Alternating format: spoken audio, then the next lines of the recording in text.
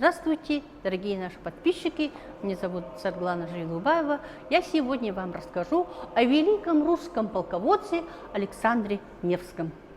Александр Невский родился в семье переславского князя вторым сыном. С ранних лет Ярослав привлекал своих сыновей к искусству правления государством и военному делу.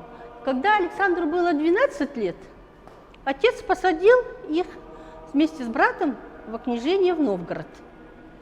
В это время Папа Римский неоднократно отправлял послов Александру в Новгород с просьбой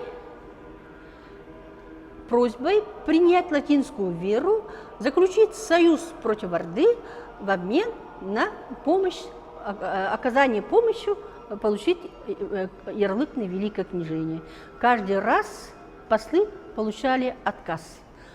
Александр Невский оставался непримиримым против другой, иной веры католической. По отношению к Орде у Ярослава была своя политика. В 1240 году стало известно, что шведские рыцари идут на Неву против Новгорода.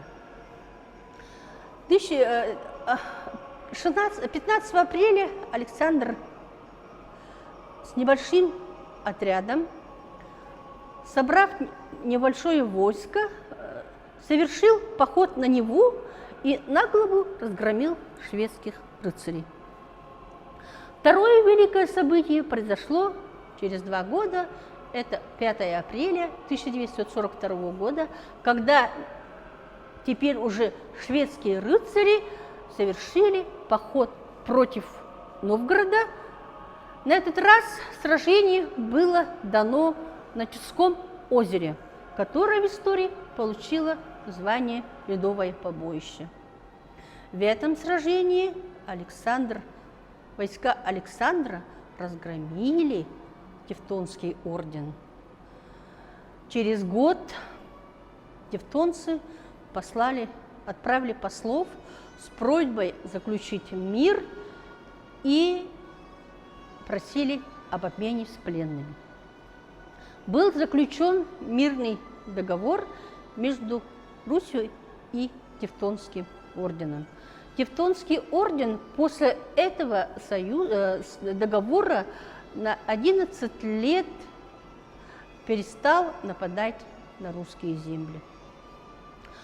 Отношение Александра Невского к монголам была другая. Александр Невский относился к монголам по-другому. Его политика по отношению к монголам была по сравнению с Западом совсем иная. Александр был осторожен, хитер монголами. Монголы неоднократно приглашали Александра в Орду. Они следили за успехами Александра Невского.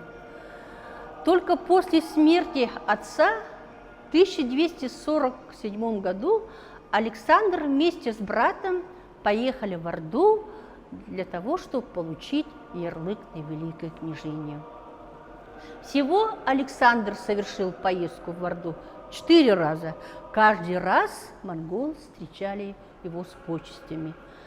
В 1262 году хан Орды решил начать войну против хана Ирана Хулагу и стал требовать Александра отправить отряды русских войск для этого похода. Александр вынужден был поехать в Орду. Побыл он там год, и когда возвращался во Владимир в 1263 году, он внезапно разболелся и умер. Видимо, его отравили в Орде. Так закончилась жизнь славного полководца, великого Владимирского князя Александра Невского. Спасибо за внимание.